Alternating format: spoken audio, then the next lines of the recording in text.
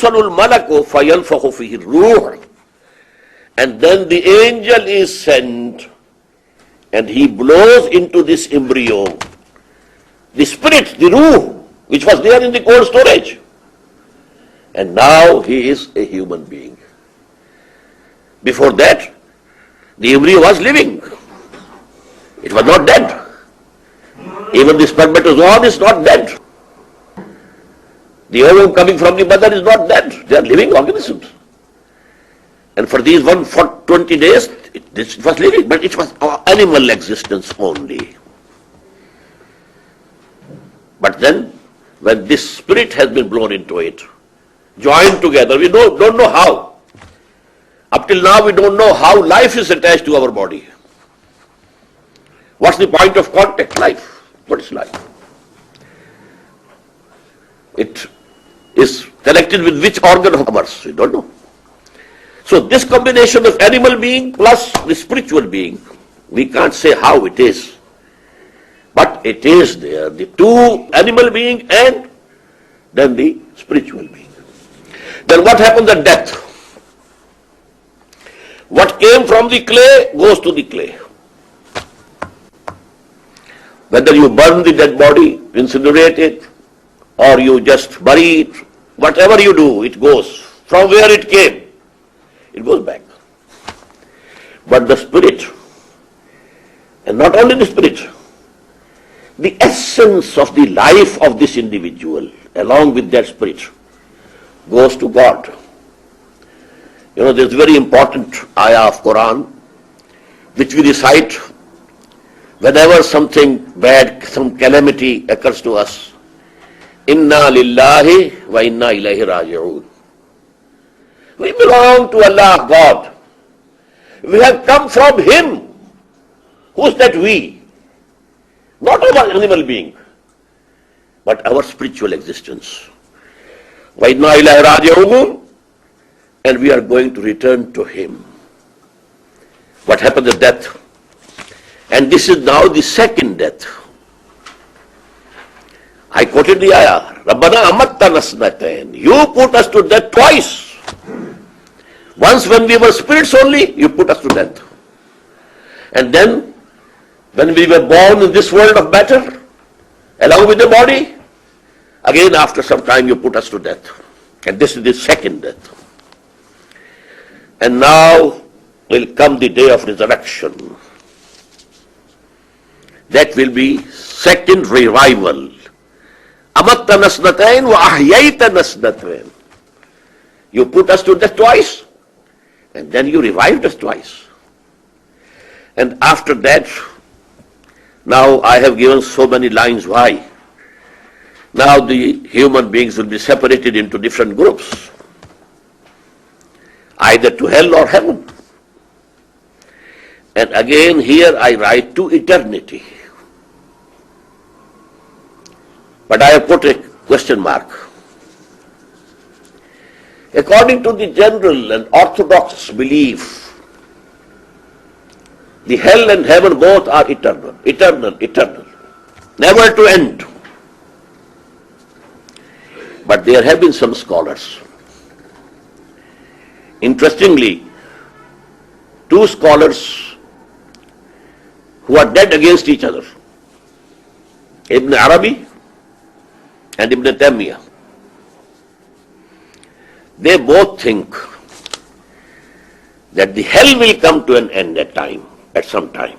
Very long period, but it will come to an end. But the heaven will remain forever and ever and ever. And from among our mystics, they say that these arwah of the people who are in heaven will eventually go and merge with divinity,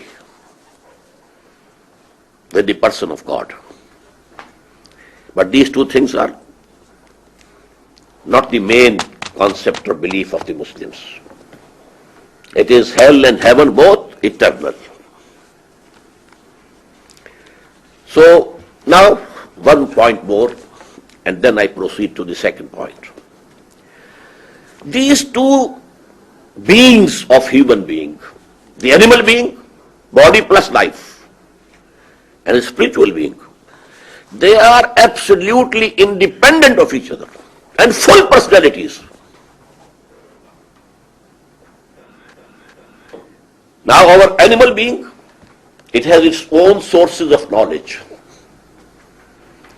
The external senses, we get the sense data, and this brain here processes the data, and we infer, and we understand something. Then it is put to memory in this computer of brain. So we see with these eyes. This is our animal sight. We hear with these ears. This is our animal hearing. We think with this brain. This is our animal thinking. The ruh or the spirit, it has its own eyes. It sees without these eyes. It hears without these ears. It contemplates and thinks itself, not through this agency of the brain computer.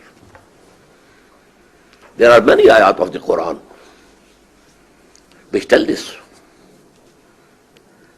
فَإِنَّهَا لَا تَعْمَى الْأَبْصَارُ وَلَكِنْ تَعْمَى الْقُلُوبُ الَّتِي فِي الصُّدُورِ in Surah Hajj. These eyes don't get blind. The infidels, the opponents of Muhammad, Allah's grace and peace be upon him, they were not blind of eyes. They were blind of their spirits. وَلَكِنْ تَعْمَى الْقُلُوبُ الَّتِي فِي الصُّدُورِ. Because the spirit, its abode is our heart. For the animal being, it's a pump which is pumping the blood. But the spiritual being, for the spiritual being, it is the abode that is there, dwelling there.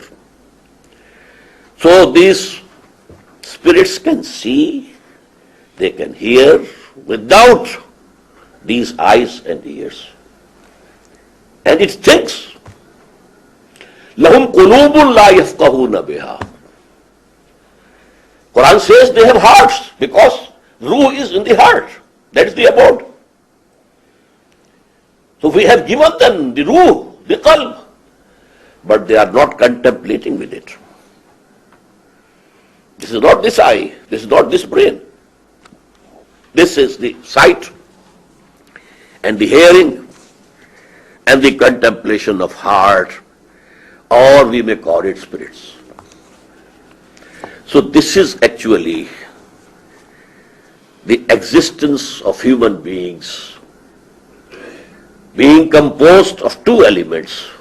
The animal, let me quote here a Persian couplet of Sheikh Sadi, the sage and poet, Persian sage and poet. Admi zada turfa ma'junast, as farishta sarishta was haywan. This human being is a very strange type of mixture. In it we have an angel as well as animal. The animal is our animal being, coming from clay. Its desires and lusts, they take us down. But the ruh, spiritual being, came from God, and it wants to be nearer and nearer and nearer to God. There is a pull within ourselves. These two beings, they are at dagger ground. The animal being, the id or libido, they want to take us to the lusts and pleasures of this world, taking us to the clay. But the spirits, they want to take us high up, nearer and nearer and nearer to God. Now, another diagrammatic representation. Two forms of human knowledge.